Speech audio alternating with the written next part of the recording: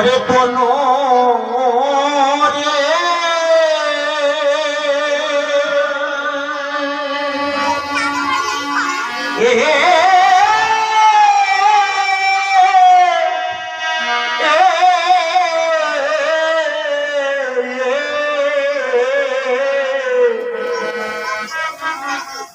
ওরে দিনের দিনে ও ওরে রাবে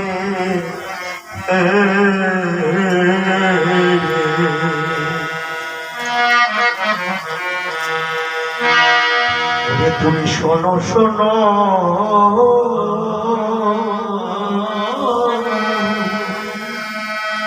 ওরে শক্তি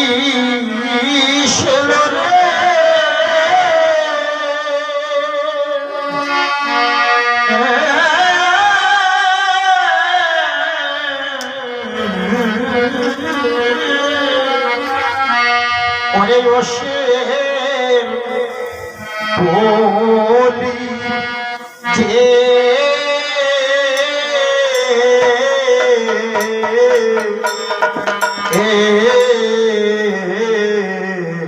তো ও মাকে রে ও তো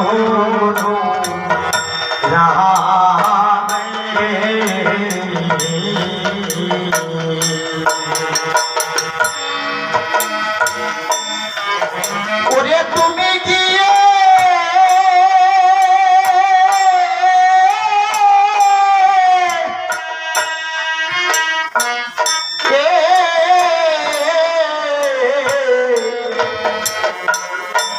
ঠাকুরসে লরে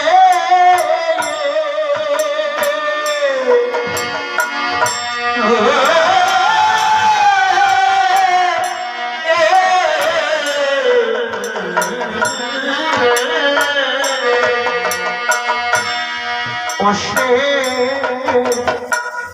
রাবু রে রো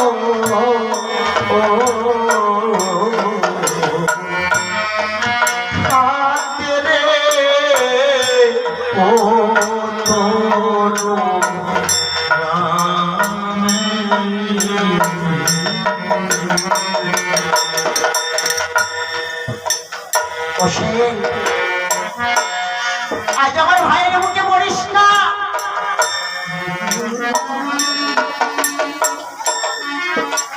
তুই যদি পড়িস আমার মুখে এসে পড় তুই আজ আমার ভাইকে ছেড়ে দে তুই ভাইয়ের মুখে পড়িস না সে কথা না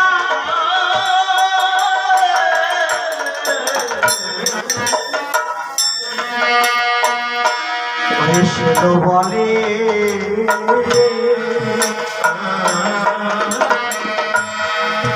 তুমি কেন কাঁদো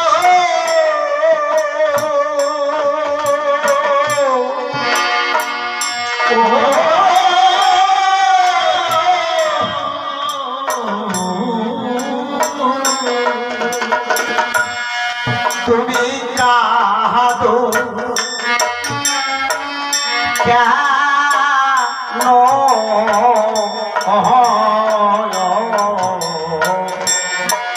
নিচে রে ও তনু রামে ওরে আমি এমন ভাবে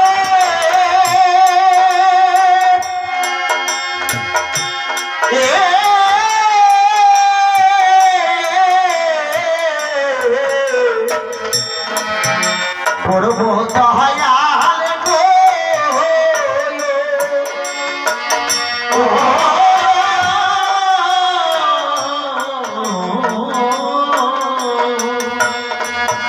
জানো পূর্ণ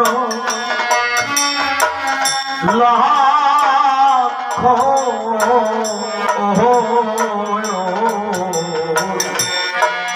বাঁচে রে ও তনু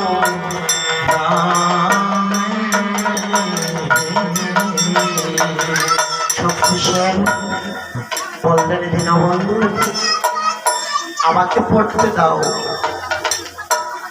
আমি এমন ভাবে পড়বো পুনরায় লক্ষণ বেঁচে যাবে। না কথা বলল সে গো,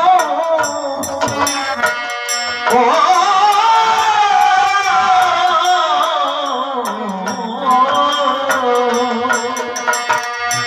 ওই অশের চক্ষে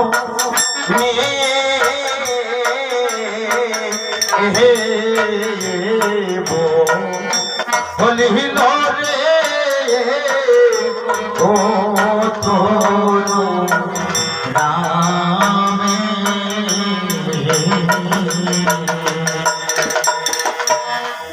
ওই দয়ার নিধি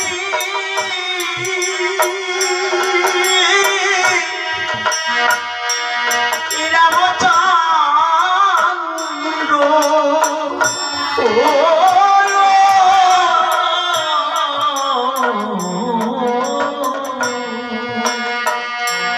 ওরা হইল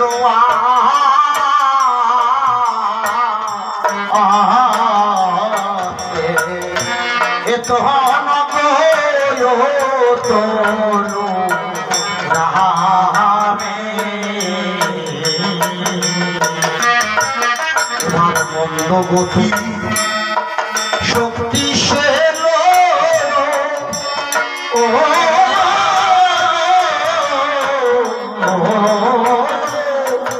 সে করি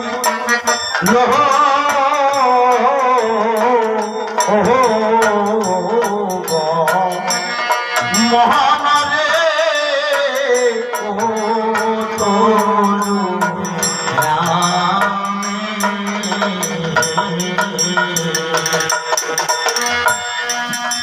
ওই লক্ষণের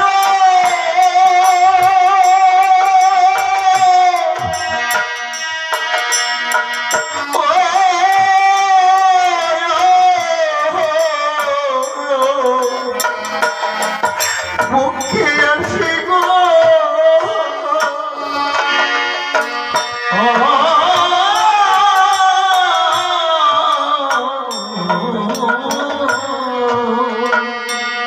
ওসরে তা হো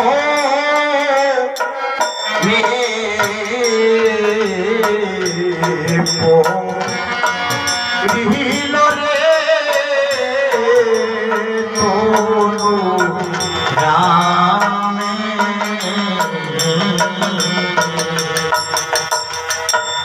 শেল কাপড় লক্ষণের মুখে পড়েছে।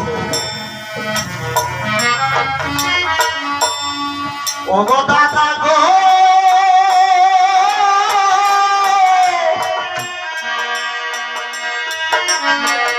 ও গো দাদা গো,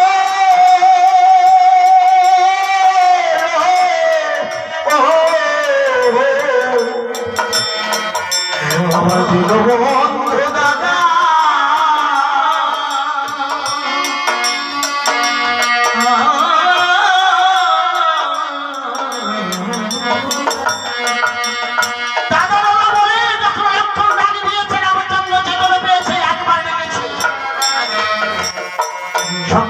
যখন মুখে পড়েছে লক্ষণের মুখ ছেদ করে, ধরনের মুখ ছেদ করে অমনি বসে আছে।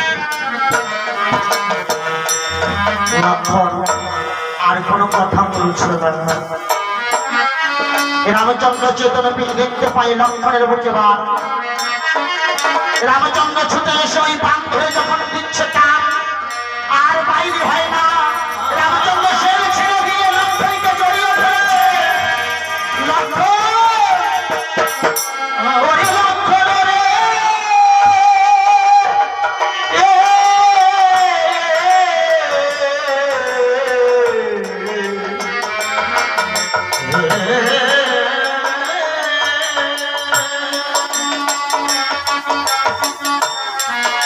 ওরে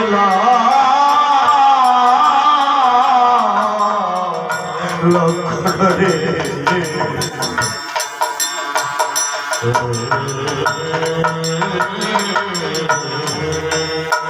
লক্ষণ ওর ভাই কথা বল, কথা বল, কথা বলছিস না কেন?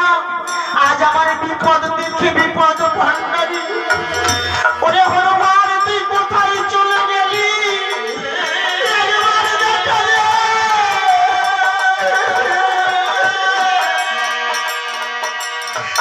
ওরে হনুমান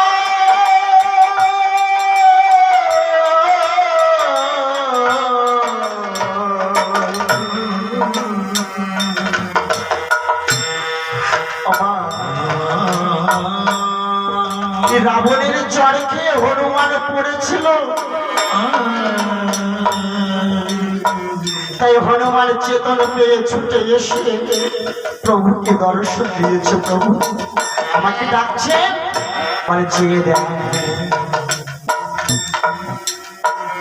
লক্ষণের মতো শক্তিশালী দেখতে পেয়ে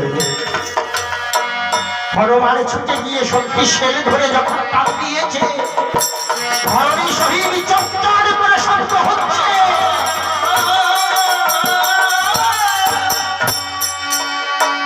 ছুটে এলো প্রভুর পাই, ডাক দিয়ে কয় ও দয়াময়,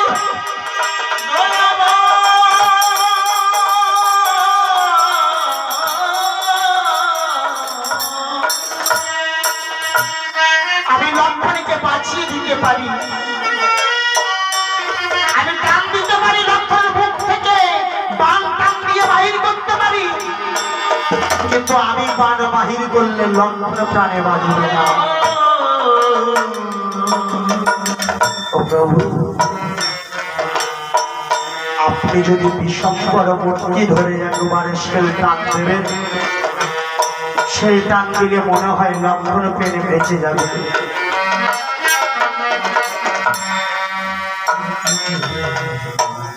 লক্ষণের জন্য রামচন্দ্র বিশ্বরূপ দর্শন করিয়েছিলেন।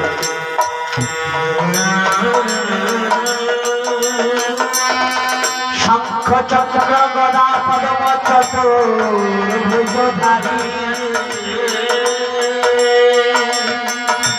ওই লক্ষণে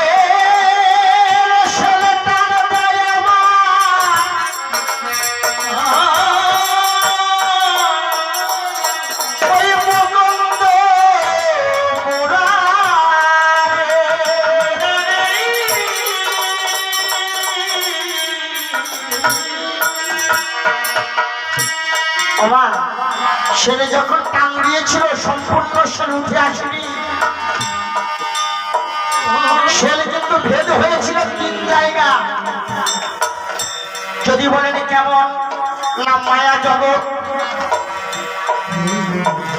আর দেহ জগৎ আর ধরণী পাতাল, এই 3 জনকে ভেদ করেছিল। তাই হনুমান প্রভুকে বলেছিল, প্রভু দারুণ বান বাহির করতে গেলে আমি বাহির করতে পারবো না। তাই বিশ্বম্বর মূর্তি ধরে যখন সেল টান দিয়েছে, 1 খন্ড সেল উঠে এসেছে। মানে কি রে, সম্পূর্ণ উঠলি না? বলে না, আমাকে তো এই 3 জনেই ছিল, আমি 1 জন, তবে একটা বাদ কয়জনকে বাদ করবো? 3 জনকে বাদ করেছি, তাই 3 খন্ড হয়ে গেছে। কি বাবা,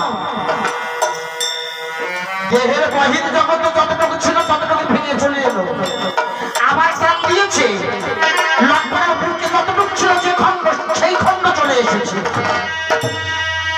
পুনরায় আবার টান দিয়েছে, ধরণীর মধ্যে পড়েছিল সেই খন্ড চলে এসেছে।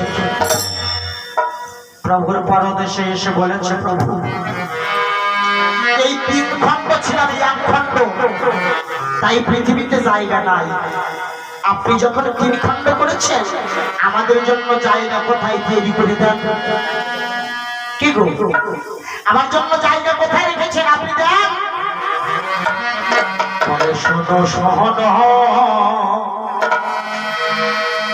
ওরে প্রথম খন্ড সে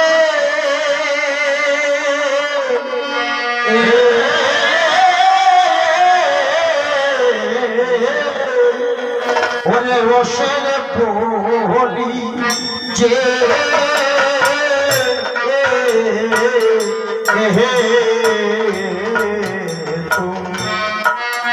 মাকে রে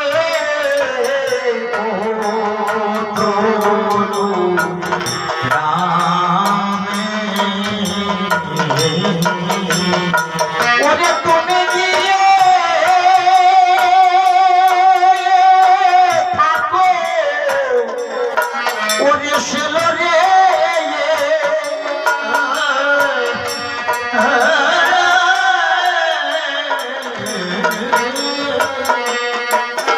ওসের পুত্র শোকে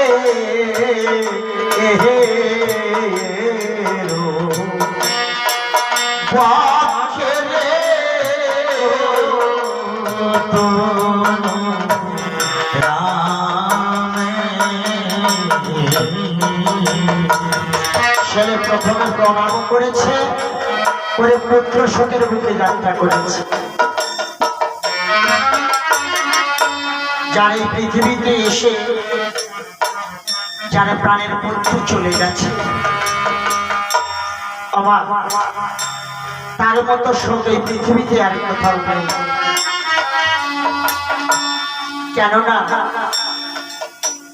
পুত্র শোকে কাতর হয়ে নগরে নগরে ঘুরে বেড়ায় আর চেয়ে দেখে যে কোথায় আবার পুত্র ফিরে আসছে, কোথায় আছে ওই যে আমার বাবু ফিরে আসছে ঘরে। ওরে ফিরে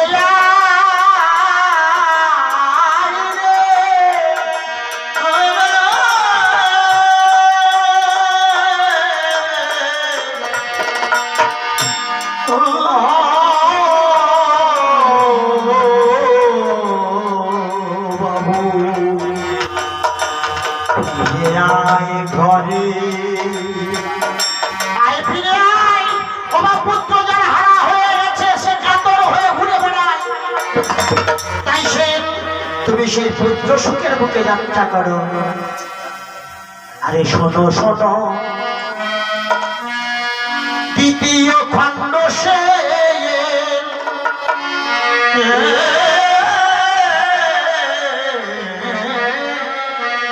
ওসের বলি যে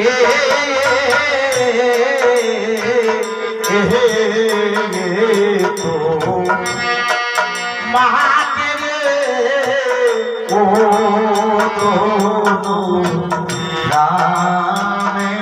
ওই তুমি গিয়ে থাকো সে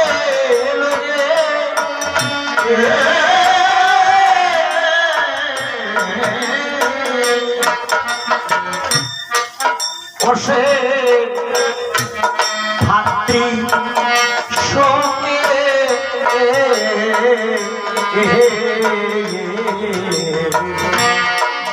পক্ষে রে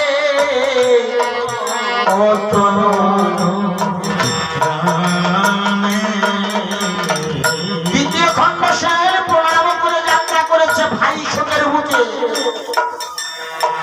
ভাতৃশোক চলে গেল। দ্বিতীয় শেলকে কোথায় দিলেন? শোনো শোনো তৃতীয় খণ্ড সে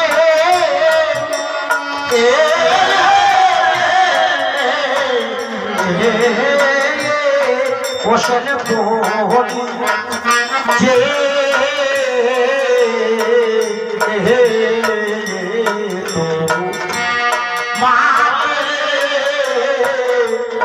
ও তনু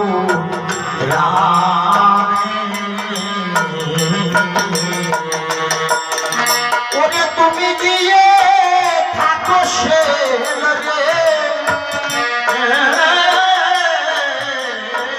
ওরে দশের থাকো স্ত্রী শোকে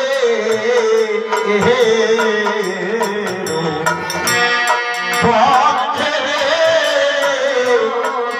ও তনু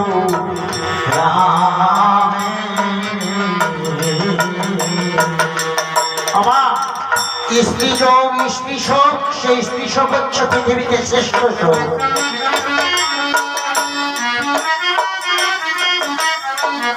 স্ত্রী শোক পৃথিবীতে শ্রেষ্ঠ শোক।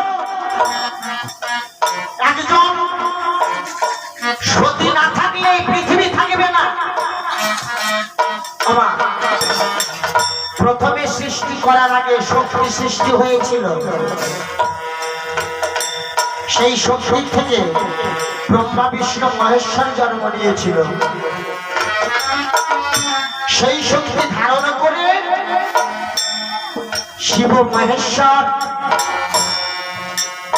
মরণকে সংহার করে বেঁচেছিল।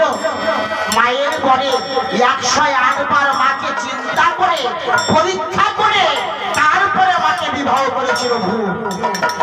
সে হলো ভোলা মহেশ্বর, তার নাম দিয়েছিল মৃত্যুঞ্জয়।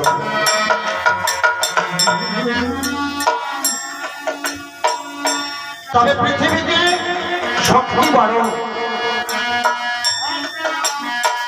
যারা হারায় গেছে প্রাণের পত্নী স্ত্রী, তার মতো সব পৃথিবীতে আর কোথাও নাই গো মা। যদি বলেন কেন, যার স্ত্রী হারা হয়ে যায় সে পাথরের ন্যায় চুপচাপ বোমা হয়ে যায়, কাউকে কিছু বলতে পারে না। কাউকে যদি কিছু বলে, দেখেছ বুড়ি মরতে পারলো না, বুড়ো দেখো কি করে বেড়ায়। আমার পুত্রের সঙ্গে বলতে পারে না, বৌমার সঙ্গে বলতে পারে না, পাড়া প্রতিবাসীর সঙ্গে বলতে পারে না, কি করবো?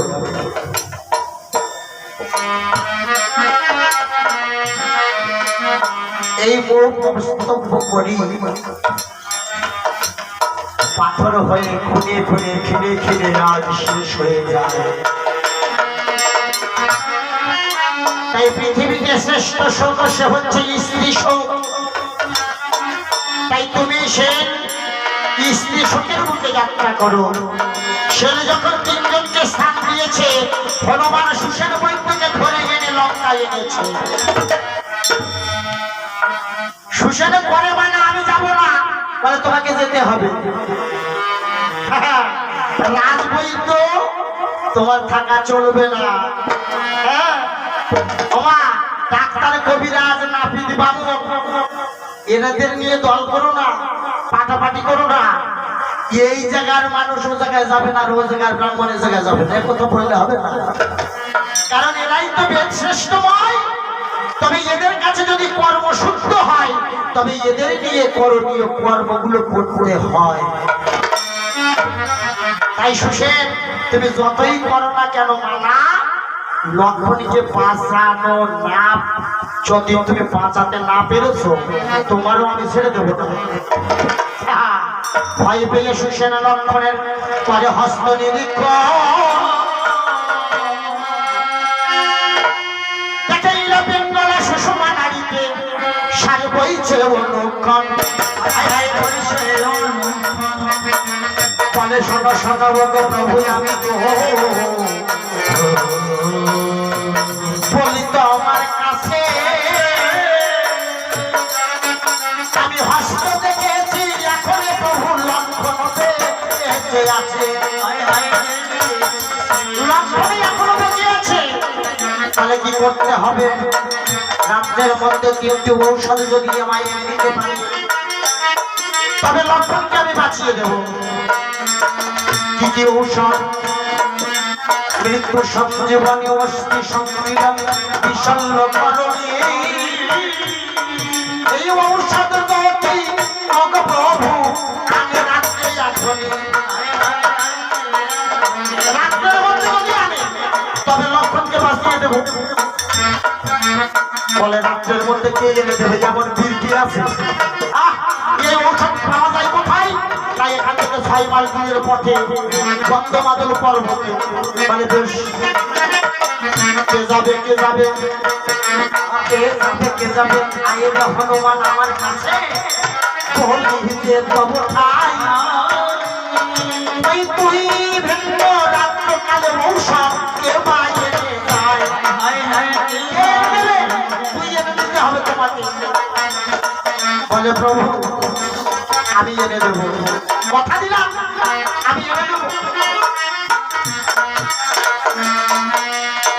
কিন্তু সুসেন বলো তো তিনটি ঔষধের কেমন তার আকৃতি, বলো বলো শুনতে চাই আমি ওহে সভাপতি। সুসেন বলছে শুনবে, ওরে নীলবর্ণ ফল ফুল গো, ওমা পিঙ্গল বর্ণ পাতা, আবার স্বর্ণ বর্ণ গাছটি দেখতে রক্তের বর্ণ টাকা। নীলবর্ণ ফল ফুল পিঙ্গল বর্ণ পাতা আর স্বর্ণ বর্ণ দেখতে গাছগুলো রক্ত বর্ণ টাকা।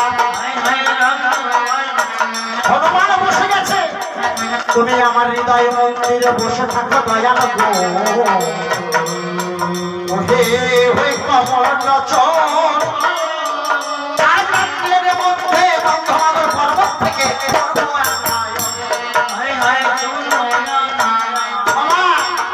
বন্ধমাদর পর্বত শুধু পর্বত নয়, ওকে বলুন একটা হিমালয়। হিমালয় সম্মুখে যেখানে বসে শিব ঠাকুর ধারণ করেন সব সময়, সেই পর্বতের নাম হচ্ছে বহুত নামে সবাই জানে, বহুত নামে সবাই ডাকে। নয় সিংহ পর্বত গোটা অদ্ভুত নির্মাণ, এই প্রথম স্থানে আছে দেখো মহাদেবের স্থান। আমার মহাদেবের স্থান প্রথম ভাগে, দ্বিতীয় ভাগে উদয় হইল ধানুষে সূর্যদেব, ওখান থেকে উদয় হলে ঘুরবে সারা ওই তৃতীয় সিংহে রয়েছে মাগো গামছার পিয়া, চতুর্থ সিংহে রয়েছে কত পাত্র পালে পা, পঞ্চম সিংহে রয়েছে দেখো না 3 কোটি গন্ধর্বের ঘর, ষষ্ঠ সিংহে রয়েছে ঔষধের ভান্ডার। মা ঔষধে আছে কত সিংহে? ষষ্ঠ সিংহে। ওই ষষ্ঠ সিংহে একটা নদী আছে, যে নদী ভোলা মহেশ্বর মাথায় করেছিল, বিশ্ব চরাচরে ত্যাগের নাম ভারতর হলো। ওই ভারতর নদীর দুই পাশে আছে ঔষধি, হনুমান ওই পূর্ব দিকে করিলেন প্রণতি। এবার বায়ুপতি চলে দিল এই বাহুতে করি ভর, গায়ে লোকা কাশে ওড়ে গাছ আর পাথর।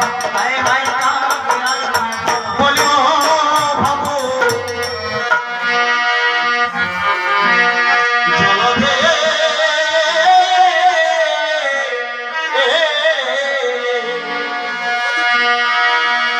ওরে তোর শ্রীরাম ও ভবু ওরে জলধে ওরে বায়ুগতি চলে বীর বাহুতে বলি ভার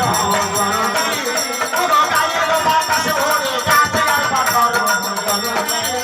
আমাকে পৃথিবীকে ভুলে তবু কোথায় কেহ মানে সৃষ্টি বুঝি রসাতলে পায়, আমার কেহ মানে কথাই পাখি করেছে নৌরা, হনুমান করিলেন চূড়া। কথা হইতে হয় হনুমান বন্ধমাদরে গায়, লঙ্কার মধ্যে দেখো তখন ঝড় প্রবাহিত হয়, সিংহাসনে বসে আছে রাবণ তখন। সবাইকে দেখা বাবা যেভাবে যাত্রা করেছে হনুমান বাবা দেখতে পাই লঙ্কার মধ্যে ঝড় প্রবাহিত হয়ে গেছে। রাবণ রাজা জিজ্ঞাসা করছে কে কে গেছে? সবাই ডাকে দিয়ে কয় মহারাজার কি চিনতে ভাবতে বাকি আছে। বলে কেন না আপনি জানেন না লক্ষণকে শক্তিশালী মেরেছেন রাত্রের মধ্যে ঔষধের ব্যবস্থা নিশ্চয় হয়েছে। গন্ধমাদনের গিয়েছে খবরের নন্দন আনিলে ঔষধ বাঁচিবে লক্ষণ। আপনার চিন্তা নাই? বলে আমার চিন্তা নাই, আমার চিন্তা আছে। ও যেন ফিরে না আসে আমার দেশে, তার ব্যবস্থাও আছে। আচ্ছা বলো তো আমার মধ্যে আমাদের লঙ্কায় 3.5 মাস যুদ্ধ হয়, কে যুদ্ধে অংশগ্রহণ করেনি? বলে আপনার মামা কাল নিয়ে বলে একটু অপেক্ষা করে আমি মাতুলের বাড়ি থেকে ঘুরে আসি।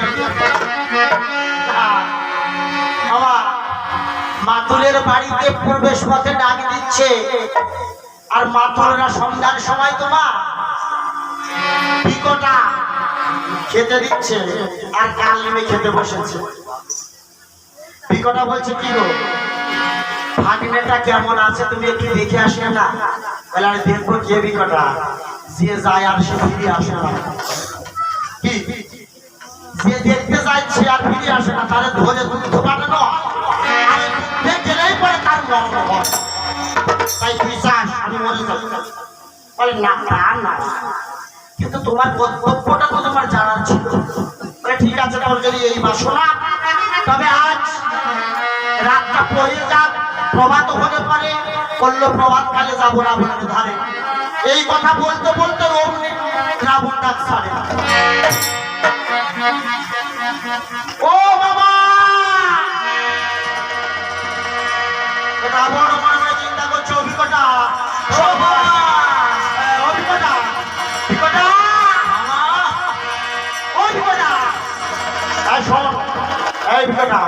যদি রাবণ এসে আমার কথা জিজ্ঞাসা করে তবে তুই বলবি উনি বলেছেন উনি বাড়িতে নেই। বাড়িতে নেই না এই কথা বলে নিমে তখন প্রবেশ করেছে নিজের ঘরে। এমন সময় রাবণ এসে দাঁড়ায় দাঁড়িয়ে ও মামা কোথায়? বলে মা বাবা রে তুই রাত্রকালে বলে মামা আমি সত্য কথা কম মামা কোথায়? অগ্নি কম্পিত হয়ে ও বাবা বলতে বলতে বলে ফেলেছে পাহাড় তোর মামা বলেছে তোর মামা বাড়িতে নাই। তোর মামা বলেছে তোর মামা বাড়িতে নাই। আরে যে বেটা তোর লক্ষণ খারাপ বাবা যদি তুই 100 মারে না তবে আর সইতে পারবো না। এ সাধারণ মানুষ না। অমনি শুনতে পাই মামির কাছে ছুটে গেল ওই দরজায় এড়াইয়ে তার কাছে দিয়ে বলে শঙ্করী শ্যামা সোনার একালে নিবে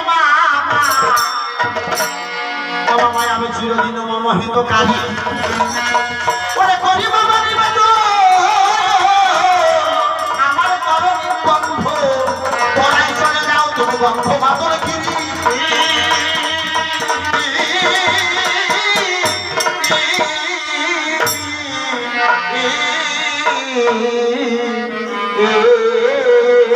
কেন বাবা বন্ধ মাত্র যেতে হবে কেন? না বাবা আমি আজ একটা কাজ করেছি। কি কাজে? না শুনবে বলো বলো বলে আমি লক্ষণকে শক্তিশালী মেরেছি আর এই শক্তিশালী পড়ে আছে লক্ষণ সুসেন বৈদ্য ঔষধের ব্যবস্থা করেছে। ঔষধের কারণ ঘর পড়া গিয়েছে গন্ধমাদন খরতর নদীর পাশে আছে এক বড় কুম্ভীরিণী। তুমি যদি ছলে বলে কৌশলে বেটারে যদি ফেলে দিতে পারো ওই জলের ভিতরে তবে মনে হয় বেটার ফিরে আসবে না কোনো কালে। মানে আপনার চিন্তা নাই। এর বিনিময়ে আমি কি পাই? বলে মারিলে পবন কুমারে অর্ধেক রাজ্য দেব তোমারে আরো দেব অর্ধেক রমণী। মারিলে পবন কুমারে অর্ধেক রাজ্য দেব তোমারে আরো দেব অর্ধেক রমণী। এই রূপে রাবণ ভাসে শুনিয়া কালিনী হাসে মুচকি হেসে বলেছে অমনি ও বাবা ও রাবণ যাওয়া মাত্রই সর্বদফায় এখন বড় একটি দফা নারীর ভাতটা বুঝাই নাও না মনের মধ্যে করোনা রাত চিনচিনি করে মুষ্টির ভাত গন্ডগোল ভালো না এই মামা ভাগ্নের ভাগে কি মামা ভাগ্নের ভাগে গন্ডগোল ভালো নাকি বলে না মামা তুমি যাও আমি যা বলেছি তাই করবো যাও বলে আমি যদি পুরুষ সেজে যাই তবে সম্মান পাবো ও বাবা যেখানে সাধু সেবা হয় সেখানে যদি কালো ড্রেস পরে যাওয়া যায় তাহলে কি হয় ডাকাত হয় এই ড্রেসও মানুষের পরিবর্তন করে দেয় যেমন সৎসঙ্গ করলে পরে সেদে বসন ধারণ করতে হয় তোমার মনে লাগিলে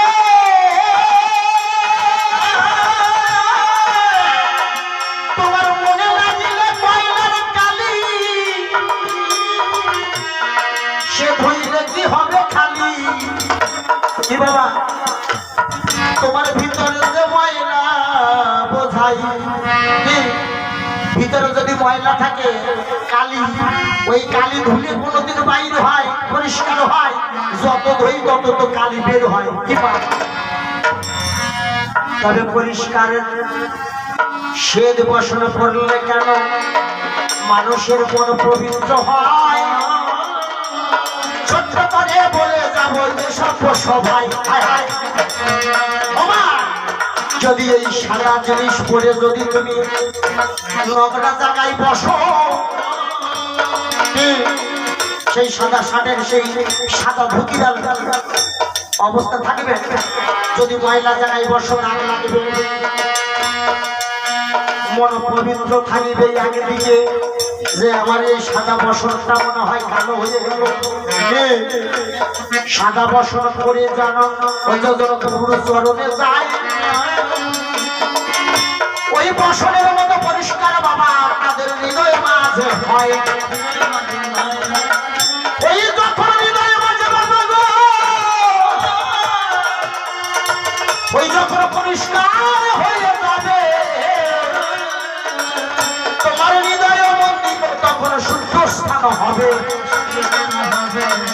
গোবিন্দ বলে যদি ছড়াইবে চোখের জল গোবিন্দ হইবে তোমার হরিবে সকাল বাবা গোবিন্দ কোথায় থাকে শুদ্ধ স্থানে থাকে তবে দেহের ময়লা ত্যাগ করে ভক্তি যোগে যদি তোমার হৃদয় মন্দিরটাকে পরিষ্কার করতে পারো দয়াল নিধি রাম গো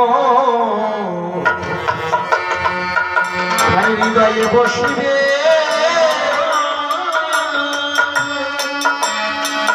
তোমার বন্ধব নরক হতে মা তোমার বৈকুণ্ঠে নেবে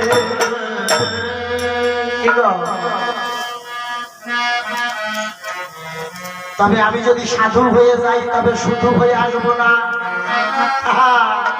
আমি এমন সাধু যে বেশ জানি না কেউ আমাকে চিনতে পারবে না কাল নেমে সাধু বেশ ধারণ করেছে করে যাত্রা করেছে কিভাবে ও চহলে মায়ার রে ও চহলে মায়া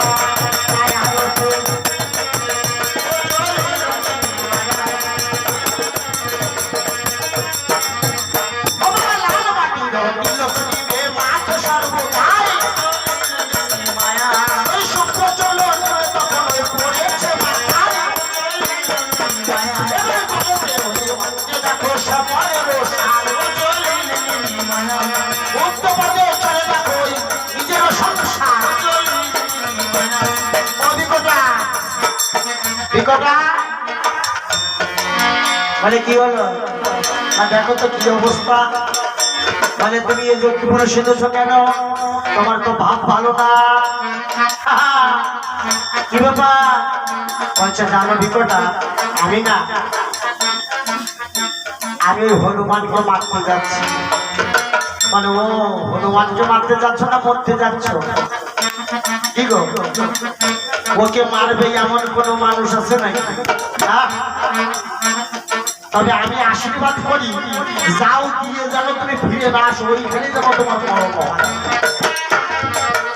বলে মেয়ে ছেলে তোর আমি পরে দেখে নেবো, বাড়িতে ফিরি, আগে ফিরে আসি, তারপরে তোর কেমন ভালোবাসি সেটা দেখে নিস। গাল বাজাই আর কণ্ঠ বাজাই ওই বঙ্গবন্ধুর পর্বতে দিয়ে দিল দর্শন দিয়ে কি করেছে, ষষ্ঠ সিংহে ঘনতর নদীর পাশে সুন্দর একটা ঘর নির্মাণ করেছে। বর্তমান কলা সঙ্গে রেখেছে, রেখে মন্ত্র পাঠ জপ কিছু জানে না, কিন্তু না করলে নয়। হনুমান যদি দেখতে পাবে যে একবার যদি জিত দিতে পারে আমার অবস্থা লাগবে না, তবে জানে না বদর বদর করে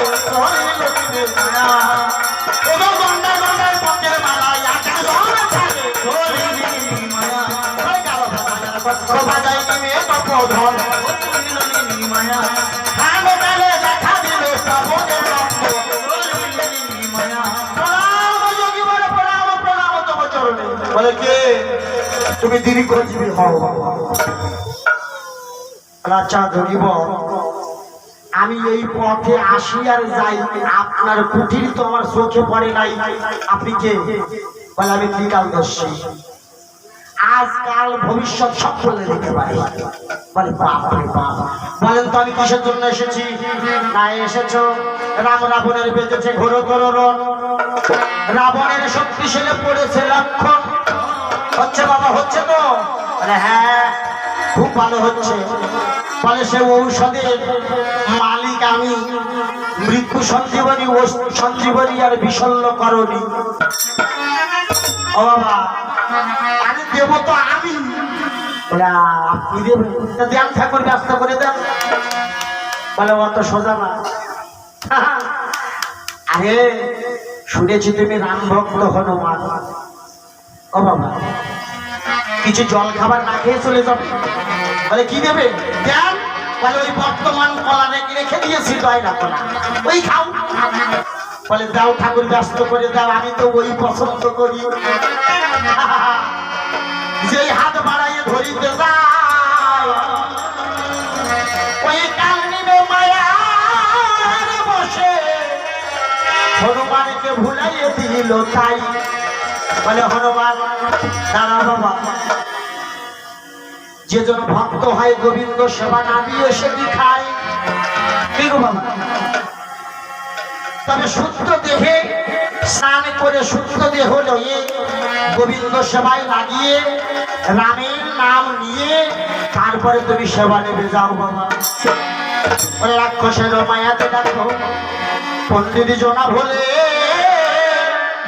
ওই মহাবীর হনুমান স্নান করতে তাই বলে, হায় হায় স্নান করতে তাই বলে,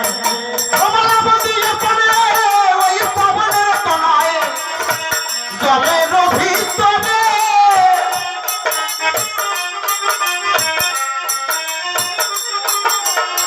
ধীরে ধীরে কুম্ভীরিণী, আমার ধীরে ধীরে কুম্ভীরিণী এসে ধরে হনুর পায়ের নখ খেতে, হায় হায় করে ধরে পায়ের নখ খেতে।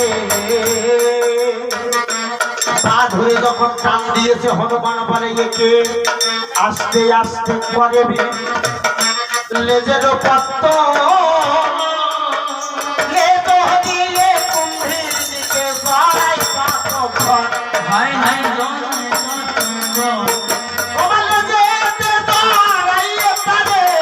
ঘরে কক্ষ তলে ওই লেজেতে গড়াইয়া তারে ঘরে কক্ষ তলে সমানেতে ঘুরাইলে তখন আছাড় তারে মানে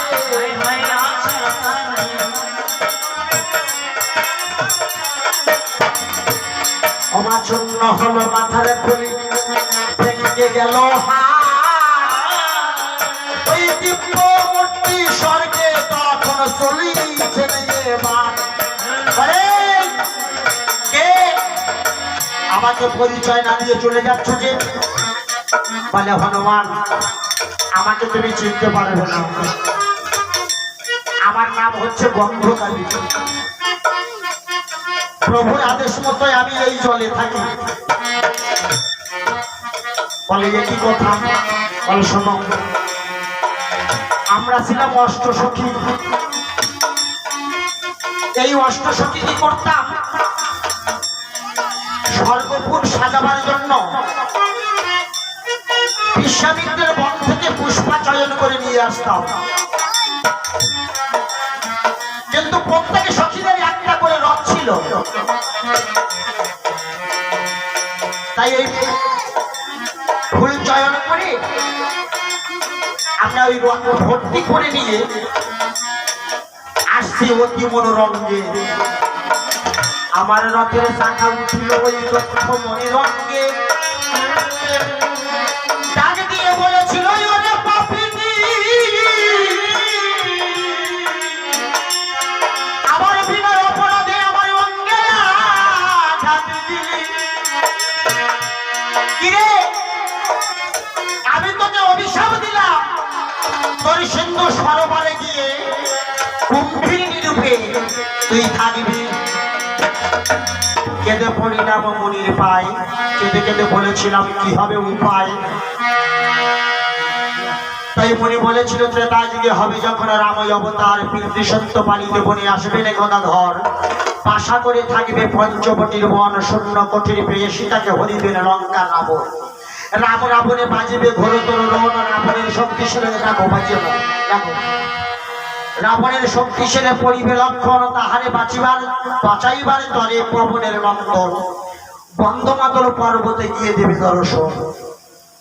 রাবণের মামা কালনিমের সঙ্গে হনুর হইবে দর্শন, রাক্ষসের মায়াতে পণ্ডিতজনা ভুলে যাবে, সেদিন মহাবীর হনুমান স্নান করতে জলে আসবে। ভক্তের হাতে তোমার হইবে মরণ, তবে হনুমান ভক্ত হল শ্রেষ্ঠ, সে কিন্তু অন্য কেহ নয়। শিবের দ্বাদশ রুদ্রের এক রুদ্র, সেও মহাদেব হয়। তাহারে হাতে হইবে মরণ, দিব্য মূর্তি ধরে স্বর্গে করিবে গমন। হনুমানে তুমি প্রণাম নিও, আর ওই বীরকে তুমি শ্রেষ্ঠ, বীর যাকে ভেবেছ যোগী পথ, তুমি তাকে শেষ করে দিল। বলে ঠিক আছে মা, তোমার কোনো চিন্তা করতে হবে না। এদিকে কালনিবে মনে মনে চিন্তা করছে, আহারে আমি রাজা হলাম, রাজ্য পেলাম, বসবো সিংহাসনে, ওই সিংহাসনে বসবো আমি কেমন করে, হায় হায় কেমন করে। আমার হনুমান লাভ দিয়ে পড়েছে, কতদিন আহার করেনি কুম্ভীরিণী, পড়ার সঙ্গে সঙ্গে খাওয়া শেষ। আমার আনন্দের সীমা নাই, রাজা হব, রাজ্য পাবো, সিংহাসন পাবো, এবং ওয়ান থেকে রমণীর ভাগ পাবো, 10,000 থেকে 5,000 আমার নিজের হাতে, সব করবো আমি। আরে উত্তরে লব না ভাগ, না যাবো দক্ষিণে,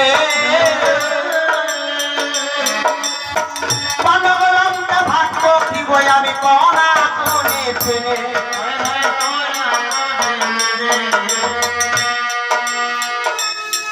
দক্ষিণে কেন ভাগ নেব না, দক্ষিণে হচ্ছে লবণ সমুদ্র, যদি সমুদ্রের বাঁধ ভেঙে একবার জল ঢুকে আসে, তবে আমার রাজ্যে আর বর্ষায় ক্ষতি যা করুক না করুক ওই নোনা জলে সব মুছে যাবে। আচ্ছা যদি উত্তরে ভাগ নেই, প্রখণ্ড শীত, ওই শীতে আমার প্রজারা বাঁচবে না, তবে উত্তরে আমি যাব না। 10,000 সুন্দরী এক লাইনে দাঁড়ি করিয়ে দিয়ে এবার খেলা ভাগ করে নেব, যে ভাগে গন্ডগোল হয় না। কি বলা, শিক্ষিত ছেলেকে যদি দেওয়া হয় বাবা 10,000 টাকা 5 জনের ভাগ করে দে, কারণ কম বেশি করতে পারে কি পারবে না, বলে আমি পারি, আমার ভাগে গন্ডগোল হবে না, আমার ভাগে গন্ডগোল হবে না, আমার হচ্ছে খেলা ভাগ, এদিকে এক খেলা দেবো আর এদিকে এক খেলা, আমার গন্ডগোল করবে কোন শালা। কিন্তু যে ভাগে মন্দ ধরি সেই ভাগটাই আমার। দেখেছেন মন্দ ধরির পরে সবার লোক, আমার রূপে গুণে ভক্তি ছিল তার। এর মতো মানবী, এর মতো দয়ালু কে আছে ধরায়? ভক্তিময় যার সন্তান হলো সে দেবরাজ ইন্দ্রকে, ব্রহ্মাকে, বিষ্ণুকে বেঁধে এনেছিল বাবা। তাই তার নাম রেখেছিল ইন্দ্রজিৎ। তাই সেই ইন্দ্রজিৎ যে ধারণা করেছিল আহারে সেই হবে প্রধান পাটেশ্বরী। আর ইন্দ্রজিৎ যদি কয়েকদিন আগে, বেটা তো গেছে মরে কালকে, আর আজকে মরেছে লক্ষণ, তবে মায়ের জন্য, ওই সন্তানের জন্য আমি একটু করবো ক্রন্দন, কারণ ও বেটা মনে হয় স্বর্গে যেতে পারেনি। ওরা কি করেছে বলে, ওরে ইন্দ্রজিৎ কোথায় আছিস বাবা, একবার বাবা বাবা বলে ডাক ইন্দ্রজিৎকে। বাবা ও পুত্র পুত্র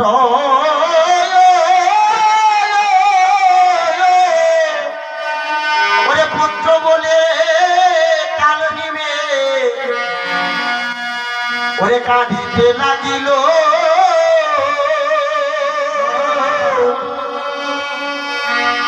ও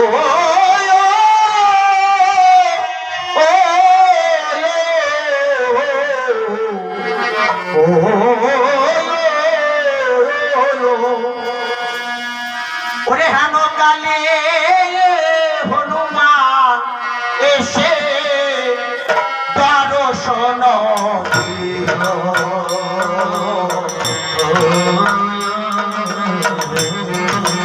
হনুমান এসে বলছে, যে বাবা আপনার এখানে সেবা নিতে পারবো না। কেন, কি হয়েছে? সেবা নেই তো কি করবে? তোমার দেহ তো অসহজ, অসহজ অবস্থা, তুমি এখানে বসে আছো। আর তোমাকে ও বাবা, আমি কারোর জন্য কাঁদছি না, আমি কাঁদছি তো তোমার জন্য। আমার জন্য? কেন কেন আমার জন্য কাঁদছেন কেন? না বাবা, ভোরে নিষিদ্ধ, তাই আমার মনে ছিল না ওই সিন্ধু সরোবরে আছে গম্ভীরিনী। বলে আমি তো ধরা পড়ে গেছে, আর উপায় নাই। তাই বাবা মনে ভেবেছিলাম তুমি পড়ার সাথে সাথে তোমার শেষ হয়ে গেছে তুমি, তাই তোমার জন্য আমি মমতায় মরছি বাবা। বলে আপনি যখন আমার জন্য এত মমতা করছেন, আমি আপনার জন্য অনেক মমতা আমার লেজে সংগ্রহ করে রেখে দিয়েছি। বলে বলিস কি? বলে হ্যাঁ বলিস কি মানে? আর আমি ব্রাকেট দিয়েছি, দেখেন দেখেন কেমন ভাবে দিতে হয়।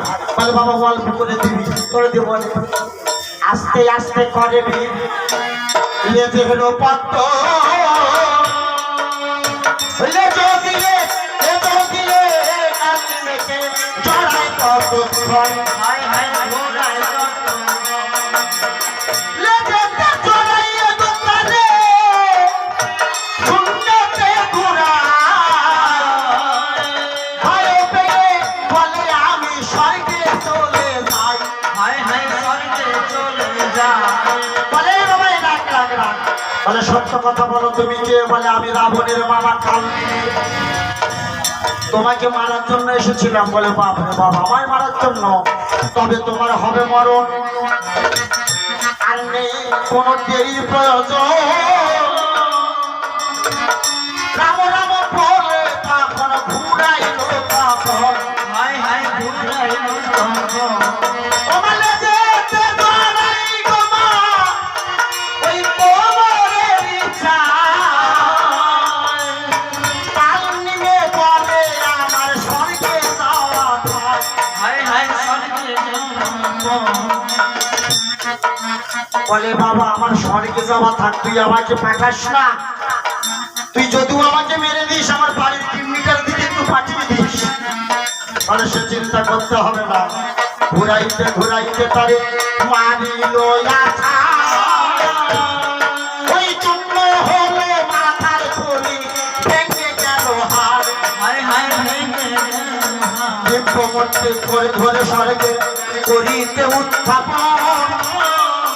ওই ছড়ানো দেহটাকে হনুমান তখন লঙ্কায় ছাড়িয়ে